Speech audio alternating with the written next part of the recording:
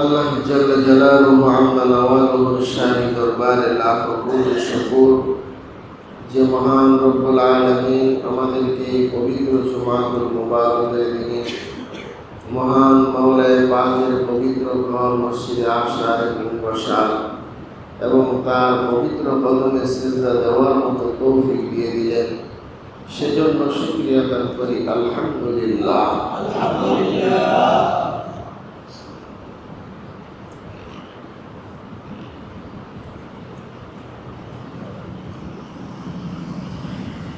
আল্লাহ পাক রব্বুল আলামিন আমাদেরকে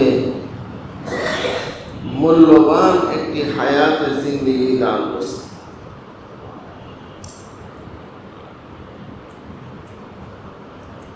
এই জিন্দেগিতে আমাদের প্রতিটা মুহূর্তকে অনেক দামি মনে করে, অনেক প্রিয়মতি মনে করে আমাদের কাজে লাগানো উচিত। বুদ্ধিমান সে ব্যক্তি যে তার জীবনের প্রতিটা সময়কে, প্রতিটা মুহূর্তকে সে আল্লাহ পাকের সন্তুষ্টির জন্য কুরবান করতে পেরেছে। বারিন্দার টিনগুলি কাঠগুলি নষ্ট হয়েছে, জানালা একটু কটা কাটে কালেকশন করেন।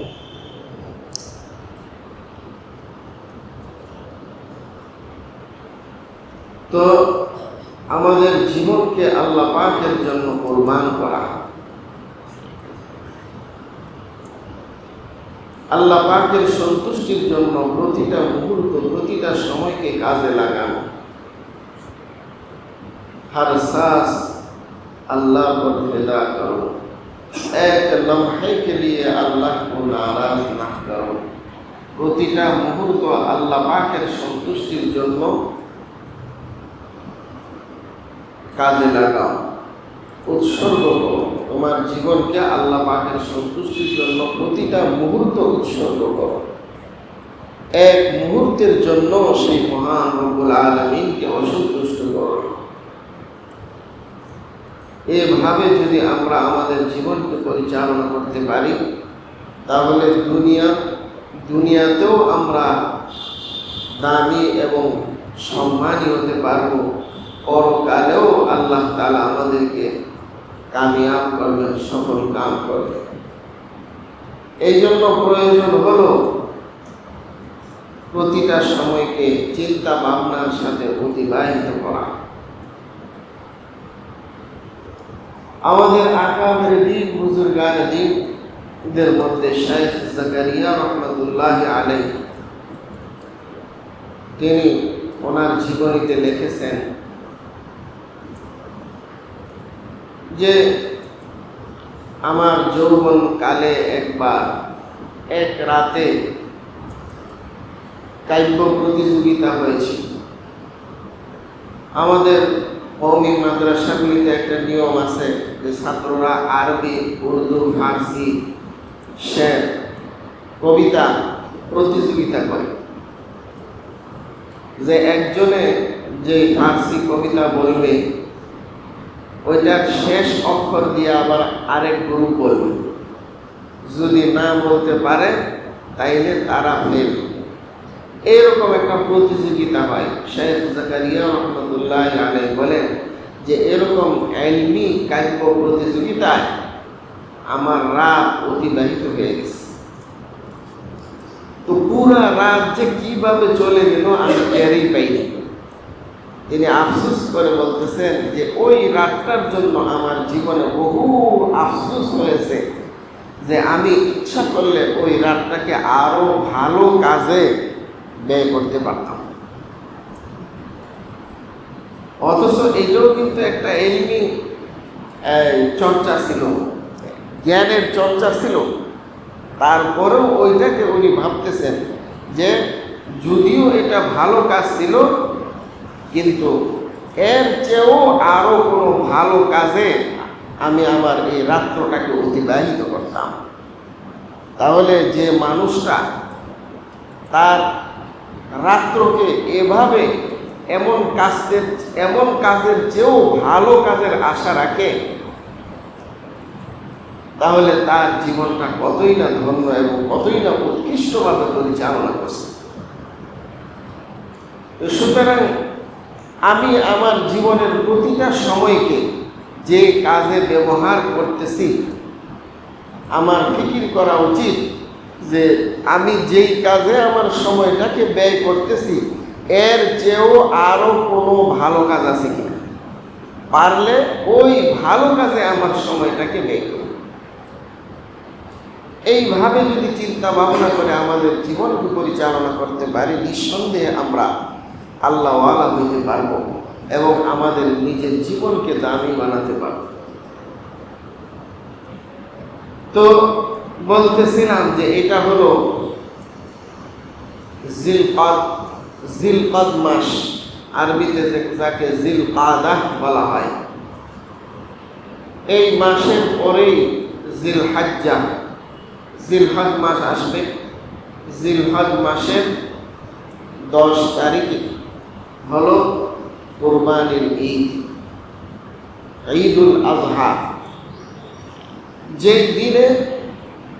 যেই দিনের সবচেয়ে উত্তম আমল হলো আল্লাহর রাস্তায় কোনো প্রাণীকে উৎসর্গ করা, আল্লাহর সন্তুষ্টির নিয়তে হালাল উপার্জন দিয়া হালাল টাকার বিনিময়ে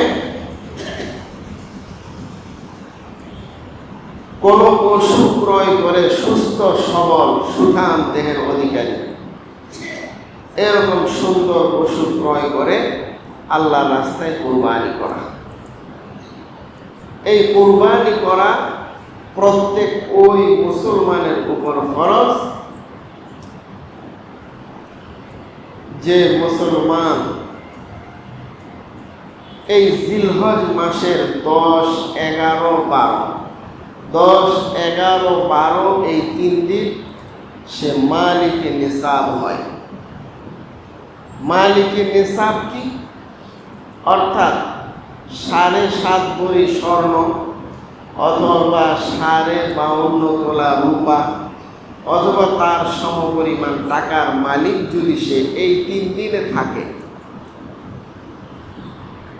তাহলে এই 3 দিনে যে কোনো একদিন তার উপর কুরবানি করা ওয়াজিব। তার উপর কুরবানি করা কি ওয়াজিব। মাসালা বুঝতে হবে।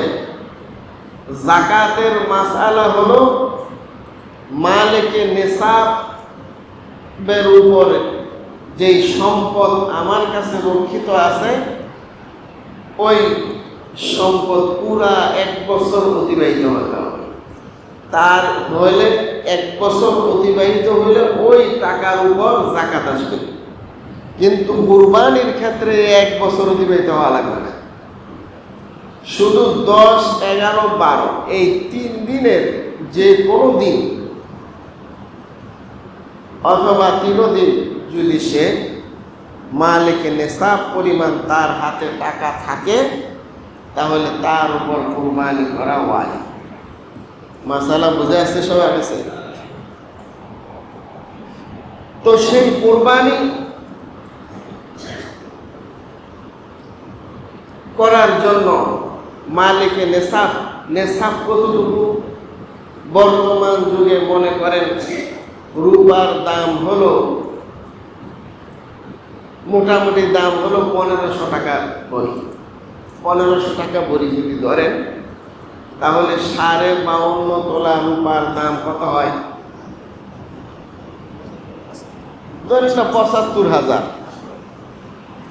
কারো কাছে যদি এই 75,000 টাকা পরিমাণ 75,000 টাকা কারো কাছে যদি এই 3 দিনের মধ্যে থাকে, সংসারের খরচপাতি গিয়া ঋণ না থাকা এই 75,000 টাকা তার হাতে থাকে, তাহলে এই 3 দিনের যে কোনো দিন কোরবানি করা তার উপর ওয়াজিব। কথা বুঝে আসছে না? এখন আমাদের বিবেচনা করা উচিত যে এই রকম পরিমাণ টাকার মালিক আমাদের সমাজে কয়জন নাই? গরিব মিসকিনের হাতেও লাখ লাখ টাকা থাকে, থাকে কি থাকে না? ব্যাংক অ্যাকাউন্ট থাকে, জীবন বীমা থাকে, তারপরে লাভের উপর ডিপিএস, বিভিন্নভাবে টাকা জমা থাকে কি থাকে না? এখন ছেলে তিনজনে চাকরি করে, প্রত্যেকেই স্বাবলম্বী, তিনজনে মিল্লা বাপের নামে কুরবানি দেয়। অথচ বাপের হাতে 1 টাকাও নেই,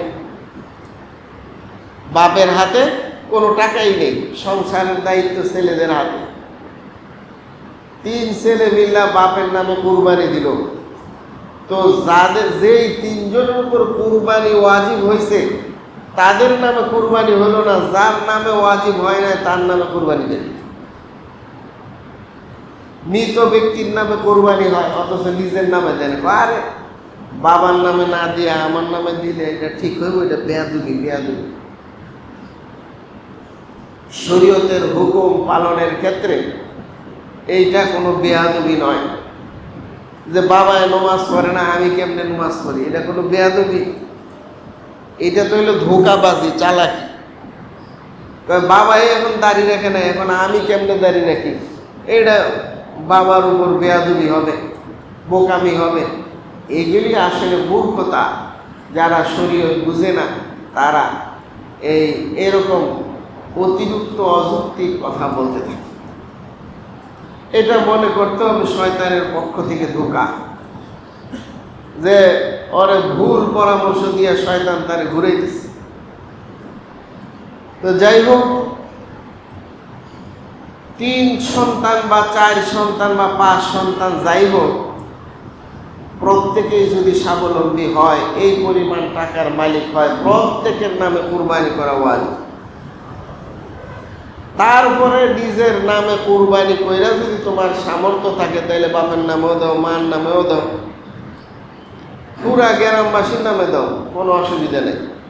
আগে নিজের নামের কুরবানি আদায় করো।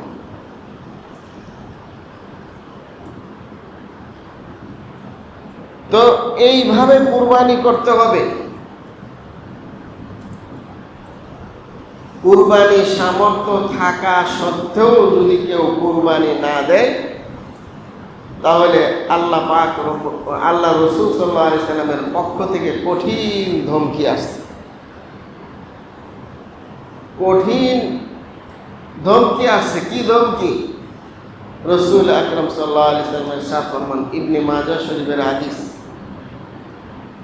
যে মান ওয়াজাদা সাআতান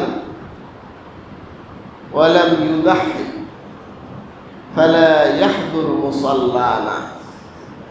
যে কুরবানি করার সামর্থ্য থাকা সত্ত্বেও কুরবানি করলো না, ফালা ইয়াহদুর মুসাল্লানা, সে যেন আমাদের ঈদগাহে নামাজ পড়তে না আসে। সে আমাদের ঈদগাহে আসবে না, ফালা ইয়াহদুর মুসাল্লানা। তাহলে কুরবানির গুরুত্ব আছে না নাই? এইটা শুধু ধর্মীয় রীতিনীতি ধরলে চলবে না, বরং এটা আল্লাহ পাকের সন্তুষ্টির নিয়তে বহুত বড় কুরবানি এবং তাকওয়ার প্রমাণস্বরূপ, যে আমি যে আল্লাহকে ভয় করি, আল্লাহর সন্তুষ্টি কামনা করি, আল্লাহর সন্তুষ্টি চাই, সেটার একটা বহিঃপ্রকাশ হয় এই কুরবানির দ্বারা। যেমন হযরত ইব্রাহিম আলাইহিস সালাতু ওয়াস সালাম তার প্রিয় পুত্র ইসমাইল আলাইহিস সালাতু ওয়াস সালামকে কুরবানি কইরা আল্লাহ পাকের ভালোবাসা, আল্লাহ পাককে যে ভালোবাসেন সেটার প্রমাণ দেখাই দিচ্ছে।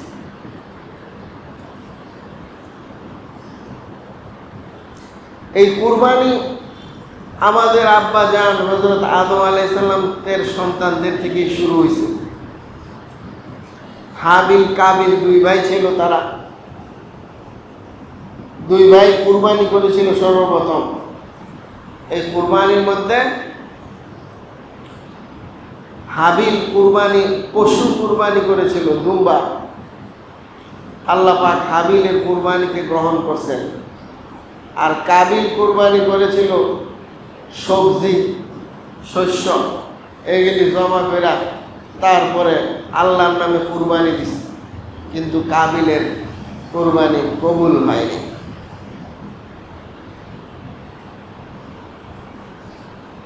ওই দুই ভাইয়ের কুরবানির পর্যালোচনা করলে আমরা বুঝতে পারবো যে কুরবানি শুধু গরু কুরবানি করলেই হবে না, বরং সেটার মধ্যে কিছু নিয়ত সহি হওয়ার দরকার আছে, ঠিক না বেটি?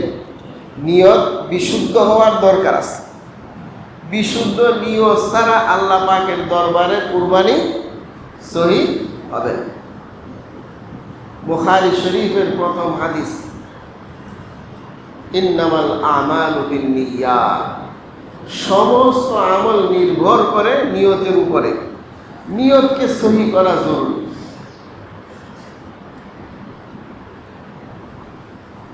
তো এই নিয়তকে আমরা সহি করব কুরবানির জন্য, যে আমি আল্লাহর সন্তুষ্টি নিয়তে কুরবানি দেব।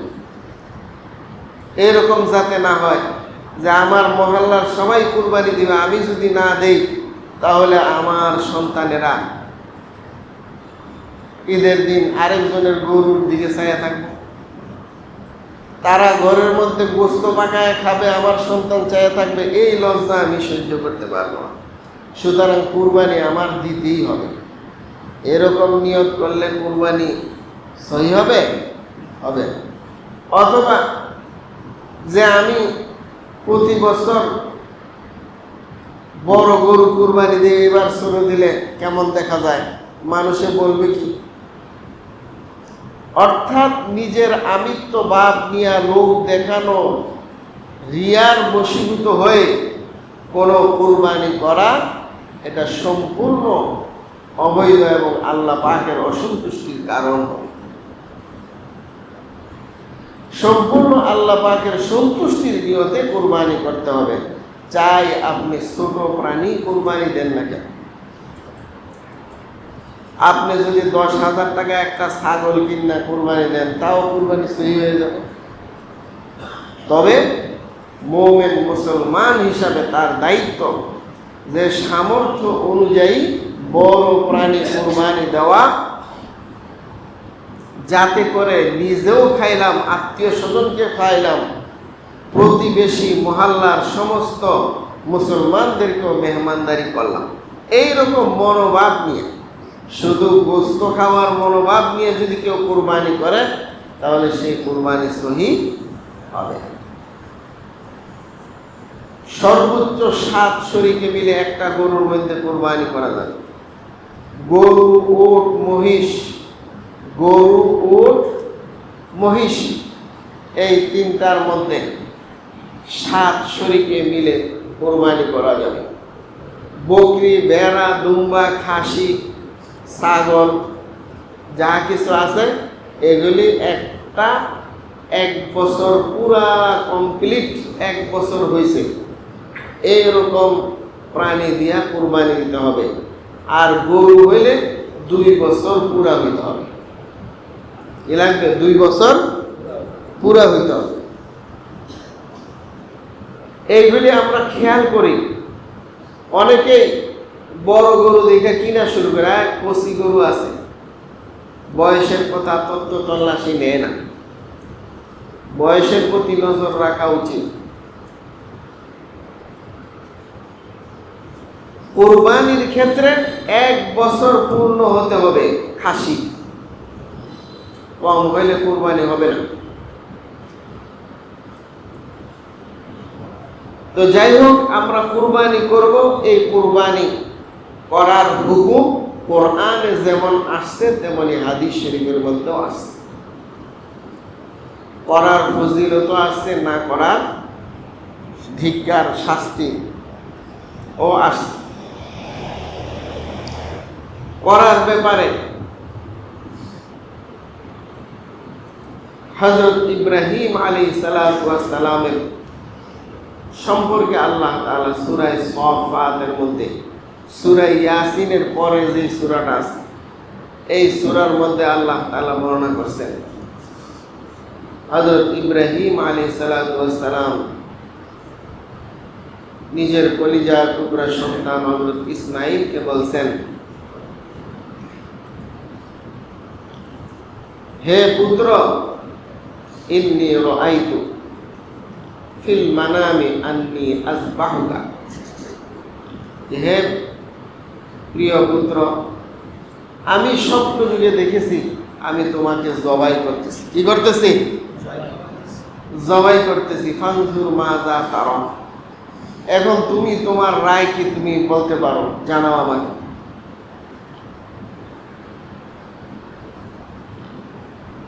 তখন হযরত ইসমাঈল আলাইহিস সালাম বললেন, ইয়া আবাতি ফাআল মা তু'মার সাতাজিদুনি ইনশাআল্লাহু মিনাস সাবিরিন। কি বললেন? হে পুত্র, হে পিতা, আপনি আল্লাহ পাকের পক্ষ থেকে যেই নির্দেশে যেই বিষয়ে আদিষ্ট হয়েছেন তা আপনি পরিপূর্ণ করেন। সাতাজিদুনি ইনশাআল্লাহু মিনাস সাবিরিন, অবশ্যই আপনি আমাকে ধৈর্যশীলদের অন্তর্ভুক্ত পাবেন। তাহলে হযরত ইসমাঈল আলাইহিস সালামও কুরবানি হওয়ার জন্য প্রস্তুত হয়ে গেলেন। কিন্তু আল্লাহ পাক রব্বুল আলামিনের কি কারিশমা ছিল যে হযরত ইসমাঈল আলাইহিস সালামের জায়গায় আসমান থেকে আল্লাহ তাআলা একটা দুম্বা শোয়াই দিয়া ইসমাঈলকে বাঁচাই দিলেন আর দুম্বাকে কুরবানি করে দিলেন। এইটাই আল্লাহ তাআলা পবিত্র কালামে পাকে সূরা সাফফাতের মধ্যে বলছেন, ওয়াফাদাইনাহু বিযিবহিন আযীম। এবং হযরত ইসমাঈল আলাইহিস সালামের পরিবর্তে আমি আসমান থেকে একটি বড় মোটা তাজা প্রাণী কুরবানি করে হযরত ইব্রাহিম আলাইহিস সালামের স্বপ্নকে এবং তার পরীক্ষাকে আমি আমার দরবারে কবুল করি এবং তিনি বিজয়ী হয়ে গেছেন। তো সেই থেকে এটা ইব্রাহিম আলাইহিস সালামের সুন্নত কুরবানি করা। আর আমাদের আখিরি জমানার নবীর উম্মতদের জন্য, সামর্থ্যবানদের জন্য, মালিকে নিসাবের জন্য ওয়াজিব করার দেওয়া হয়েছে। এখন এটা আমরা সকলেই করতে রাজি আছি তো ইনশাআল্লাহ। এটা কেন করব? সাহাবায়ে কেরাম রিদওয়ানুল্লাহি আলাইহিম আজমাইন আল্লাহ রাসূলের কাছে জিজ্ঞাসা করলেন, ইয়া রাসূলুল্লাহ মা হাযিহিল আযাহিয়্যু, হে আল্লাহর রাসূল, এই কুরবানি কি জিনিস? তখন আল্লাহ রাসূল বলেন, সুন্নাতু আবিকুম ইব্রাহিম আলাইহিস সালাম, কয়টা হলো তোমাদের পিতা জাতির পিতা হযরত ইব্রাহিম আলাইহিস সালামের সুন্নাত। সাহাবায়ে কেরাম বললেন, এটা তো ইব্রাহিম আলাইহিস সালামের সুন্নাত, ফামা লানা ফিহা ইয়া রাসূলুল্লাহ, কামগুলা আমরা করলে এটা আমাদের জন্য কি লাভ? তখন আল্লাহ রাসূল বলেন, বিকুল্লি শাআবাতিন হাসানা, প্রত্যেক পশমের মোকাবেলায় আল্লাহ তাআলা তোমাদের আমলনামায় নেক দিয়ে দিবেন। সুবহানাল্লাহ, এটা হলো ফজিলত, প্রত্যেক পশমের মোকাবেলায়। তখন সাহাবারা কয়, ইয়া রাসূলুল্লাহ, তাইলে তো একটা ভালো বুদ্ধি মনে মনে আসছে। কি কয়? অনেক প্রাণী তো আছে তার পশমের অভাব নেই, যেরকম ভেড়া। তাইলে ফাসু ইয়া রাসূলুল্লাহ, ওই ভেড়া যেগুলি বেশি পশমওয়ালা ওইগুলি যদি কুরবানি করি। প্রত্যেক পশমের, ওই বেশি পশমওয়ালা পানির প্রত্যেক পশমের মোকাবেলায় আল্লাহ তাআলা তোমাদের জন্য নেক দিয়ে দিবে। কার কি হবে লাভ? আরো লাভ আছে।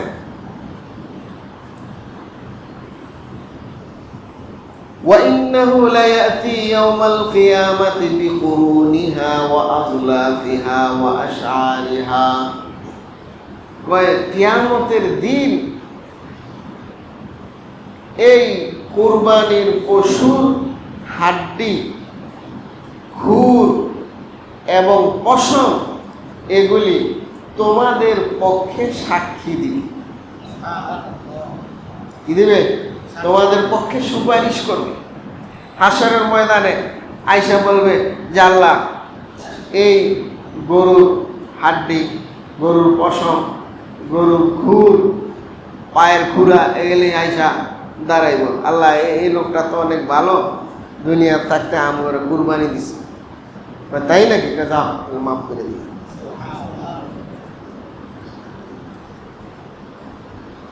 ওয়াইন্নাদ দামা লা ইয়াকাউ বিমাকানিন, এবং এই যে কুরবানি করার সময় যেই রক্তের ফোঁটাটা জমিনে পড়ে, ও এই ফোঁটাটা আল্লাহ পাকের কাছে একটা বিশেষ মর্যাদা রাখে। এই ফোঁটাটা, এই রক্তের ফোঁটাটা অন্যান্য পশু জবের রক্তের ফোঁটার তুলনায় এটা একটা বিশেষ মর্যাদা রাখে। অর্থাৎ অন্য হাদিসের মধ্যে আসছে যে এই রক্তের ফোঁটা জমিনে পড়ার আগে আগেই কুরবানি দাতার সব গুনাহ আল্লাহ তাআলা মাফ করে দেন। সুবহানাল্লাহ। তাহলে এই কুরবানি দেওয়ার মধ্যে লাভ আছে না নাই? কত টাকা পরিমাণের মালিক হইলে এই 3 দিনের মধ্যে 10, 11, 12 কত টাকার মালিক হইলে কুরবানি দিতে হবে?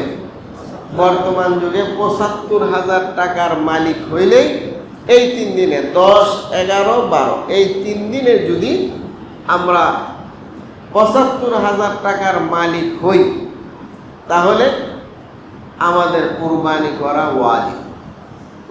কুরবানি করা কি ওয়াজিব।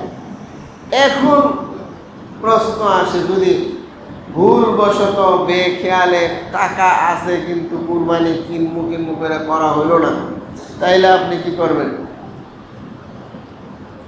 তাহলে একটা কুরবানির পশুর সমপরিমাণ, সর্বনিম্ন মনে করেন 10,০০০ টাকা হইলে আপনি একটা খাসি কিনতে পারেন, একটা ছাগল বকরি কিনতে, এই পরিমাণ টাকা আল্লাহর রাস্তায় সদকা করে দিতে হবে। কি করতে হবে?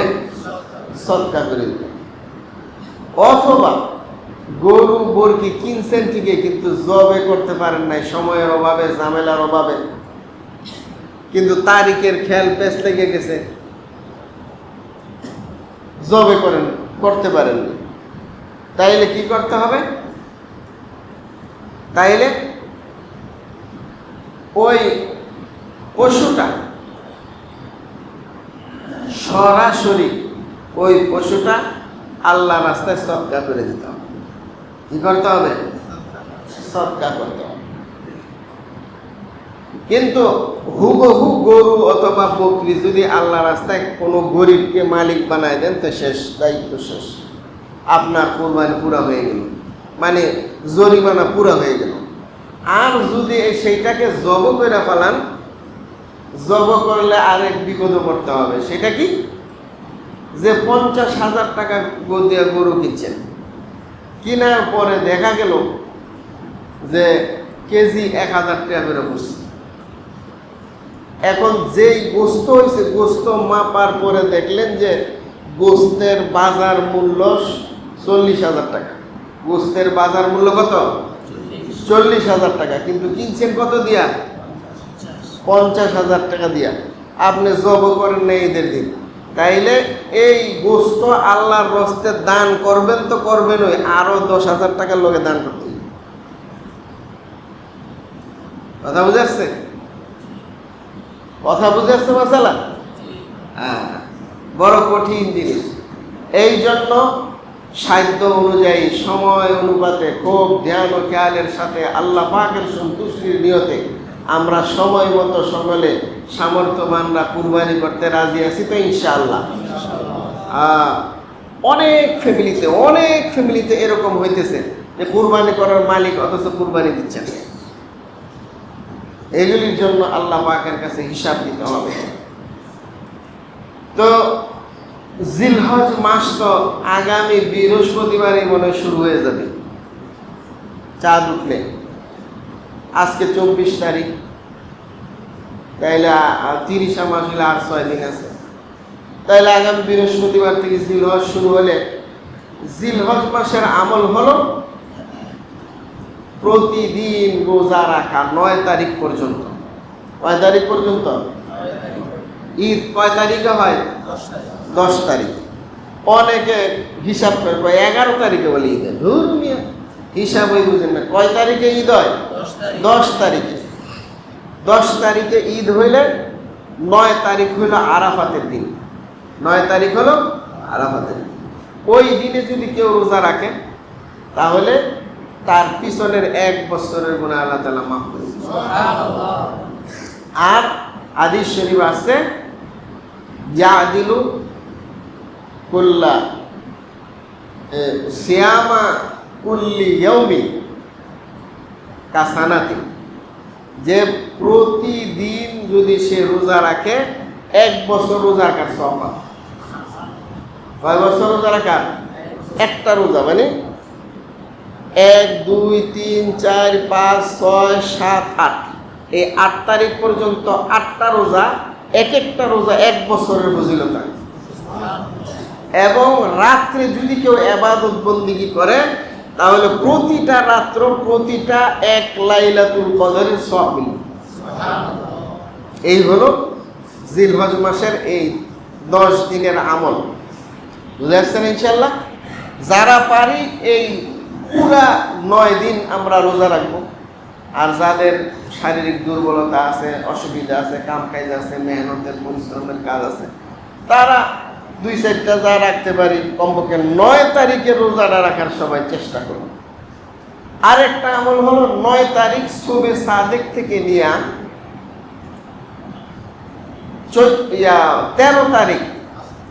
13 তারিখ আসর পর্যন্ত একটা তাকবীর করতে হবে, আল্লাহু আকবার, আল্লাহু আকবার, লা ইলাহা ইল্লাল্লাহু, আল্লাহু আকবার, আল্লাহু আকবার, ওয়ালিল্লাহিল হামদ। এই তাকবীরটা পড়া ওয়াজিব। প্রত্যেক ফরজ নামাজের পরে একবার এই তাকবীরটা পড়া কি ওয়াজিব। আমরা সবাই মনে রাখবো আগামী বৃহস্পতিবার হইতে পারে, যদি চাঁদ ওঠে তাহলে আগামী বৃহস্পতিবার ফজরের নামাজের পর থেকেই শুরু হবে।